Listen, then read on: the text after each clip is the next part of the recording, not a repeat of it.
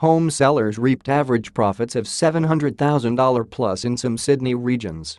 Sydney house prices are booming so quickly that lucky homeowners are making more than $100,000 a year without lifting a finger. Figures from CoreLogic's quarterly pain and gain report revealed Sydney's most profitable suburbs, with sellers in top areas reaping average profits of more than $700,000.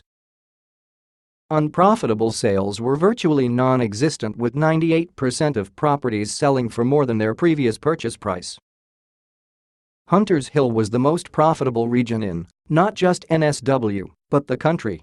The typical seller over the past quarter cashed in a $785,000 profit after owning their home for 8.9 years, on average. The region didn't see a single loss-making sale. Ku-ring-gai, on the North Shore, was a close second with a median $733,500 profit after a 6.3-year hold period. Sellers in Parramatta and Penrith enjoyed an average profit of $270,000. Fairfield had the most loss-making sales, with 6.6% of vendors selling their home for an average of $220,000 less than their purchase price. CoreLogic analyst Cameron Cusher said Sydney prices would continue to rise in 2017. The pace might slow, but really it just comes back to the strength of the Sydney economy and the strong migration into Sydney, Mr. Cusher said. Ultimately, that is resulting in a lot of housing, and very few people are selling at a loss.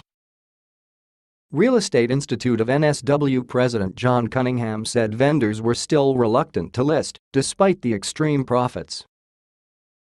Transactions are still much lower this time than we would have hoped, Mr. Cunningham said. They might be able to make a fantastic profit, but they're concerned about what they'll be able to buy. Nick McAvoy, director of Bresic Whitney Hunters Hill, said Hunters Hill was becoming more well-known.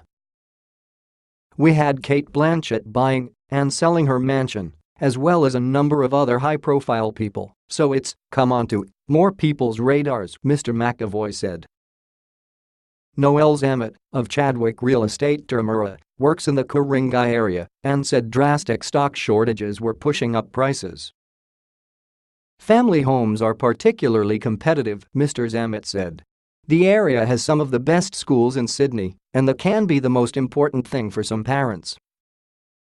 Stuart and Christy Page have listed their unit at 8/12 to 14 Matthew Street, Hunters Hill, after purchasing it 6 years ago.